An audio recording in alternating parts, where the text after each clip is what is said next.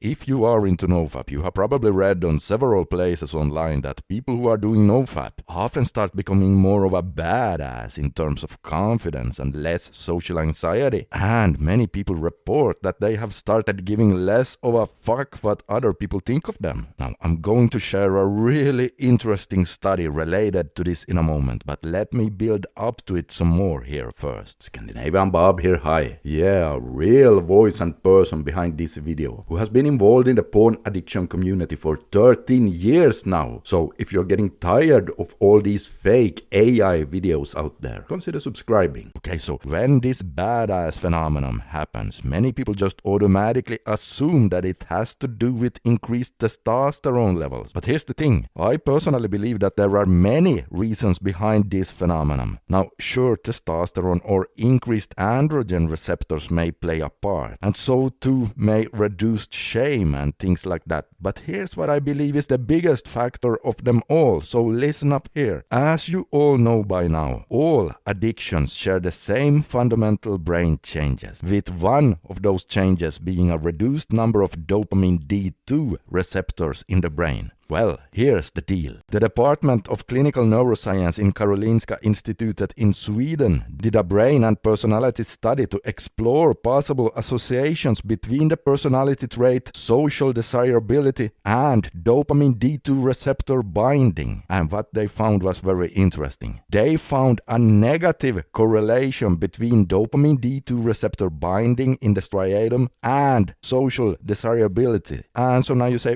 what does this mean? Well, good question. A negative correlation in this case means that as one variable, in this case dopamine D2 receptors increases, the other variable, social desirability, decreases, and vice versa. And if you didn't know, social desirability is the tendency for people to want to present themselves in a generally favorable fashion. And they do this because they feel a stronger need than others to be liked and accepted. In other words, with more dopamine D2 receptor binding, people don't worry so much about what others may think of them, while with less dopamine D2 receptors, people are generally more afraid. Now, isn't this interesting? Because, well, I can't tell you, if a random dude walked up to me on the street and said, tell me just one thing I could do to get more dopamine receptors, I would just say, stop fapping to porn, and I would walk away. And I would say that because I would assume he is doing that because,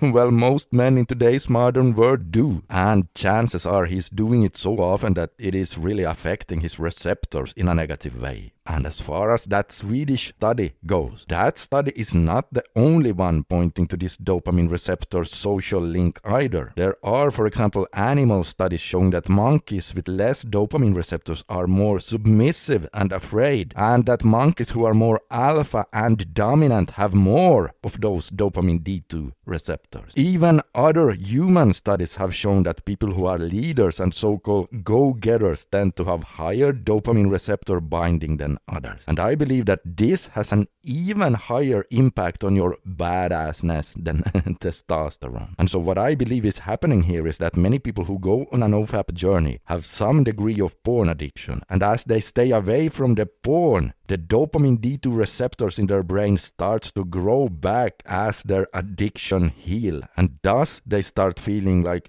that they give less of a fuck than what they did previously. Now, granted, the studies I mentioned were not NoFap studies. They were just studies on dopamine receptor binding and personality, but you have to remember that all addictions will knock out some of your dopamine receptors. And then that this Swedish study actually showed black on white that with less dopamine receptor binding, people do indeed tend to become more wary of what other people may think of them. But as I said, since there could be even more than this going on, it just goes to show how powerful NoFap really is. I mean, just think about it. If we were to take a big box here and we started adding things to it, we started adding things like increased dopamine receptors and reduced shame and potentially increased androgen receptors that testosterone binds to, and we added increased confidence into that box as well because we feel that we are growing and improving our lives, and we also added potentially increased testosterone and the fact that people tend to respond respond more positively to you when you are doing NoFap. And we created a nice little package of all of that. Then of course that package as a whole could be a powerful driver of that badass feeling people who have quit using porn are reporting. Anyway, I just find these kinds of things so incredibly interesting, so I just have to share them from time to time. So consider subscribing for more.